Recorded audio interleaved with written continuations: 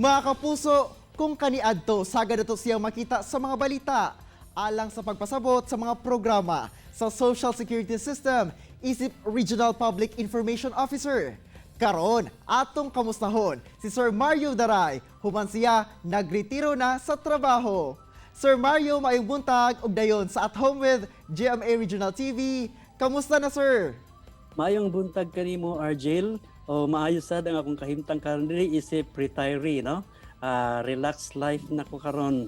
Og maayong buntag kanimo tanan, ingon man usab sa inyo ang staff ug sa mga viewers. Sir, katong panahon nga padulungay na ka mag-retire, unsa ba imuhang giplano nga panahon mag-retire ka kini jud ay imuhang gusto buhaton?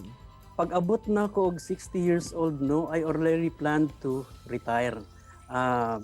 Wala ko'y plano nga moabot og 65 sa trabaho kay I want to have a new environment and kaning bag-o nga kinabuhi. So after spending 29 years sa SSS, gusto pod nako nga mo venture into another activities, no?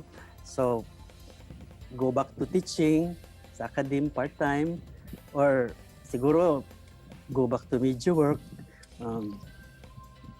visit classmates, attend mga class reunions, no? So I really intended to retire at 60 years old because I want to have this stress-free environment para nako. Sir, during your retirement sa trabaho, naka-feel pod ba ka, sir, o kining ginatawag nila nga separation anxiety sa pag-transition nimo gikan sa usa ka empleyado tapos naabot na ang time nga nag-retire na ka? Yes, Argel, no, naka-feel pod ko ana. Primero, excited ako nga mag-retire na. And later on, I experienced temporary emptiness, boredom, katang kind of feeling of uselessness and disillusionment. No? Sa maka-feel po kog anxiety, no? Naka-experience po kog kini mga post-retirement void na murag all of a sudden nausab ang imuhang kalibutan. Murag from a busy lifestyle, no? Ni halt og kadali nya wala na kay gibuhat, no? So usahay naay mga early mornings nga mokalit ko bangon, magdali-dali ko, after that realizing nga wala na day ko'y adtuan. So hingana ang mga na-experience nako. Pero wala gihapon nako malimti ang ako ang kaning being active in kaning pagkuha og mga information, pag active sa social media na ako'y Facebook page, tapos ko'y vlog, abutan mo na naibay na nanaw. Pero I'm trying to keep myself busy, no? Sir, si mga na-mention no, nga imuhang gikabisihan karon sama na lamang sa paghimo og mga content sa social media. Sir, ganong kini imuhang usa sa mga naisipan nga mahimo kang busy ug productive gihapon sa matag adlaw? For the past 29 years, ing ana man gud akong trabaho facing people. So murag naa paghihapon sa ako ang kini sa akong sistema nga muhatag og information. Kaya lang ngayon wala na ko'y audience. So dito na ako na-divert sa social media.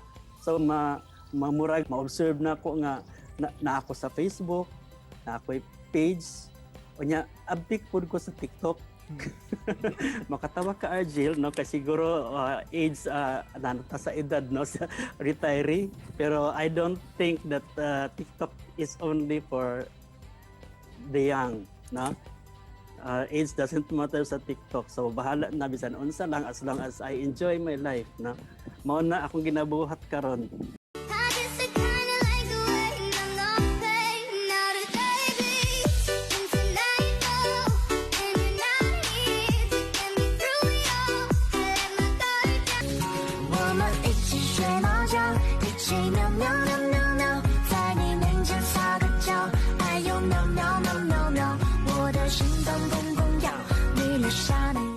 As long as wala ka naka-violate sa mga community standards and you are able to give information, give enjoyment, usay maka-entertain ka sa uban, and that alone makes me happy and maintain my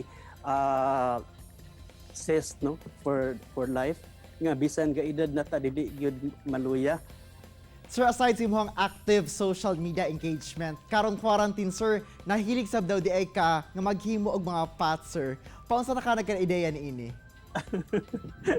Actually, Argel, no, kini paghimo na ko og pot, out of boredom na lang na siya.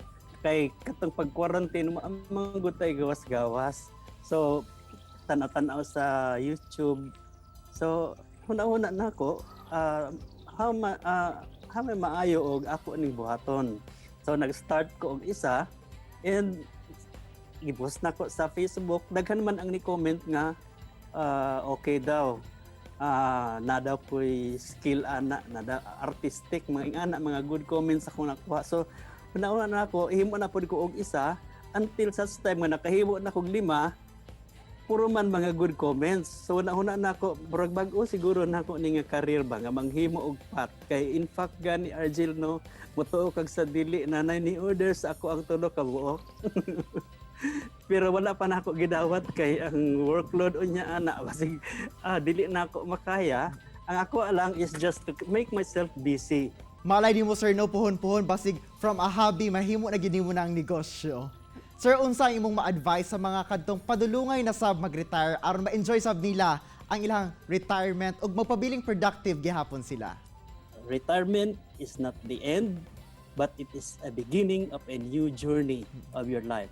A more exciting life para sa imuha. Kaya you can enjoy it for you yourself alone, without your employer, without your boss. Ikaw lang ang makabuhat ni ana. So enjoy it to the fullest. Kaya this is the best time in your life to do things nga wa pa nimo mabuhat sukad. Alright, daghan kay salamat, Sir Mario, sa imong oras ug higayon na gihatag sa At Home with GMA Regional TV ug sama sa imong gisulti ganina, sir. Enjoy lang jud always. Salamat pod kanimo Argel, ingon manasab sa GMA Regional TV ug sa inyohang staff, ingon manasab sa mga viewers ninyo. Mayong buntag kaniyong tanan ug daghang salamat. Kini ang At Home with GMA Regional TV.